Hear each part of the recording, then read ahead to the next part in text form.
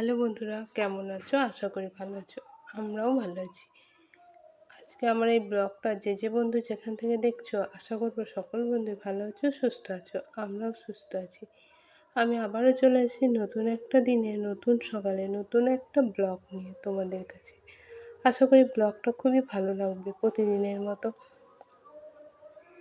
এই যে সকালবেলায় উঠে সমস্ত কাজ কমপ্লিট করে আজকে তিনজনে একসঙ্গে ছোলা দিয়ে মুড়ি খেতে বসে গেছি। আজ আর চা খাবো না। রাতের বেলায় ছোলা ভিজিয়ে রেখেছিলাম, সেই ভেজানো ছোলা দিয়েই মুড়ি খাচ্ছি।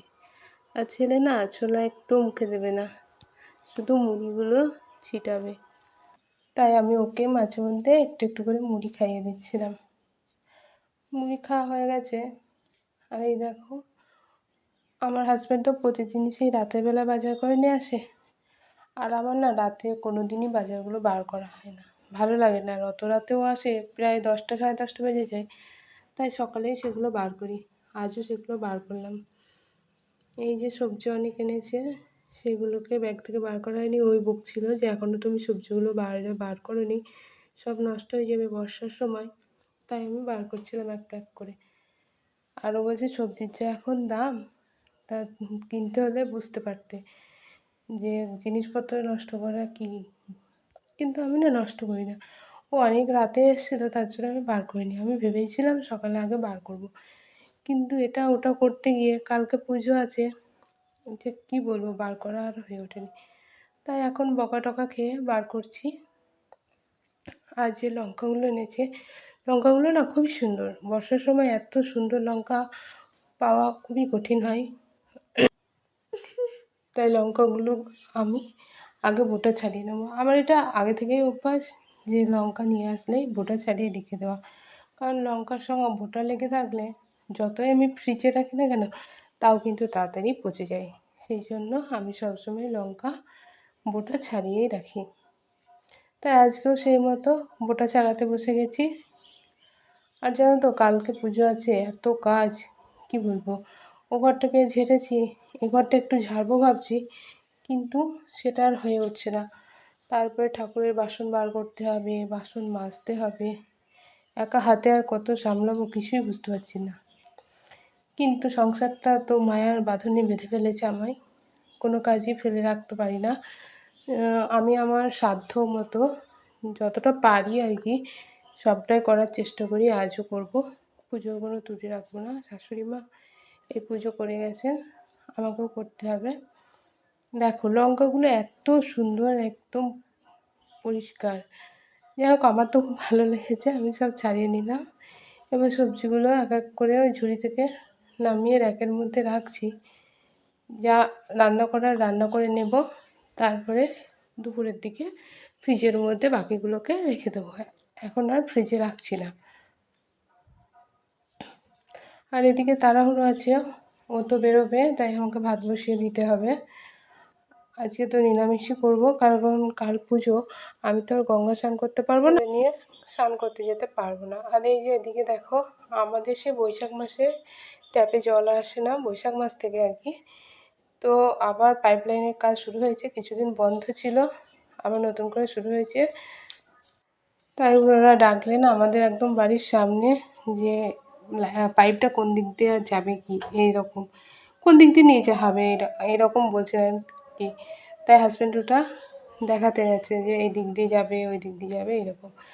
যেন আজ 6-7 মাস জল আসেনি। কি অসুবিধা, জল কিনে খাই, কিন্তু কেনা জল কিনে আর কি সব হয় বলো। আগে যেরকম হতো আর কি, রান্না করা, কাচাকুচো করা সবই ওই ট্যাপের জলে করতাম। আসলে ওই জলটা একটু আয়রন নেই, কিন্তু এখন সে কলের জলে করতে হয়। আর এই দেখো, দুপুর হতে না হতেই কেমন অন্ধকারে প্রচণ্ড বৃষ্টি হয়েছে আজ, প্রায় 1 ঘন্টা ধরে। আর আমাদের একদম বাড়ি জলে ভরে গেছে দেখো। একদম ঘর পর্যন্ত জল চলে এসেছে। ছেলেকে নিয়ে একা থাকি, এত ভয় করে যে পোকামাকড় ঘরে উঠে না যায়। মাঝে মধ্যে তো একটা দুটো সাপও দেখতে পাই। আমি খুব ভয়ে ভয়েই থাকি। জানি না কবে বর্ষা বিদায় নেবে আমাদের কাছ থেকে। আমার তো আর একটুও ভালো লাগছে না। মনে হচ্ছে এবার বন্যা চলে আসবে, ঘরের মধ্যে জল ঢুকে যাবে। আর এদিকে আমি বৃষ্টি পড়ছে বাইরে, বিকেলে। তো ছেলে আর আমি দুজনেই তো বাড়িতে আছি, ওকে ঘরের মধ্যে রেখে আসছি, ও কিছুতেই থাকছে না, কাঁদছে। আমি তো নারকেল ছাড়াতে বসেছি, কারণ আমি ভেবেছি কালকে নাড়ুটা বানিয়ে রাখবো, আর বাকিগুলো পুজোর দিনই হবে, তাও তো কিছুটা কাজ এগিয়ে থাকবে। তাই নারকেলটা এখন টাইম পেয়েছি, ছাড়িয়ে নিচ্ছি। আমরা গৃহিণীরা 10 হাত না থাকলেও 2টো হাত দিয়েই 10 হাতের মতো কাজ করার চেষ্টা করি, সব দিকটাই সামলে নিয়ে। দেখো এই শাড়িটা দেখাচ্ছি, কেমন লাগছে অবশ্যই কমেন্টে বলো। ভালো লাগলে সেটাও বলো, খারাপ লাগলে সেটাও বলো। এই শাড়িটা ননদ যে এসেছিলো, ননদ আমার জন্য নিয়ে এসছে। শাড়িটা ভালো লাগছে, কিন্তু শাড়িটা না এত বড়, আমার একদম বুক পর্যন্ত উঠে যাচ্ছে, মানে অর্ধেক শাড়ি অর্ধেক কুচি করে পেটের ভিতরেই রাখতে হবে আর কি।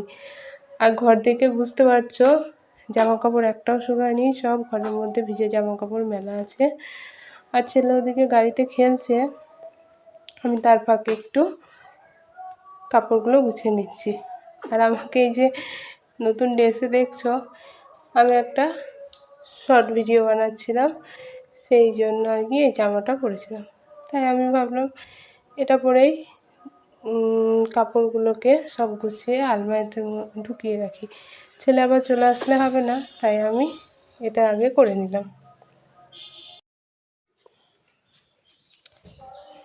আর এই যে দেখো ছেলে খেলা করছে, ওকে গাড়িটা চালাতে দিয়েছি, ও তো একা একা কিছুতেই খেলতে পারে না, আমি একটু পা দিয়ে একটু এদিক ওদিক করে দিচ্ছিলাম, ও চালাতে পারে না একা। আর এখন রাত 9টা বাজে, 9টা 10 আর কি। ছেলেকে ঘুম পাড়িয়ে আমি রুটি বানাতে এসেছিলাম, তো রুটিটা হয়েছে, আর কিছু এখনও হয়নি। দুধটা বসিয়েছি, আর একদিকে তরকারিটাও হচ্ছে আর কি। তো রুটির ময়দাগুলোকে যে গায়ে লেগে থাকে, আমি ওগুলোকে একটু ঝেড়ে নিলাম। গরম ছিল খুব, তাও কষ্ট করে ছাড়লাম, রেখে দিলাম। আজ আর হটপটে রাখবো না, কারণ 10টার মধ্যেই খেয়ে নেবো, হাজব্যান্ড আসছে আর কি, ফোন করেছিলাম। আর এদিকে ছেলের জন্য একটু সুজি বসিয়েছি, ওকে আজ রাতে সুজি খাইয়ে দেবো, কারণ ও সুজিটা বেশ ভালো খায়। 3জনেরই বানাচ্ছি, ছেলের জন্য, ছেলের নাম করে আমাদেরও খাওয়া হবে এই আর কি। তো আমি তো মানে সুজি বানাতে অনেকটা দুধ তো নেই, তাই আমি আগে সুজিটাকে জল দিয়েই ভালো করে সিদ্ধ করে নিয়েছি, লাস্টে অল্প পরিমাণ দুধ দিয়ে দিলাম, ফুটে উঠেছে। আর ছেলের জন্য কিছুটা তুলে রেখেছি, কারণ ওকে আমি চিনি খাওয়াই না এখনও, তো ওর জন্য ওটা একটু মধু মিক্সড করে খাইয়ে দেব, আর বাকিটাতে চিনি দিয়ে দিলাম, যেটা আমরা খাবো আর কি। দেখো একটু শক্ত শক্ত হয়েছে। এই যে আজকে আমাদের রাতের মেনু, হাজব্যান্ড চলে এসছে, আমি ওকে খেতে দিয়ে দিয়েছি।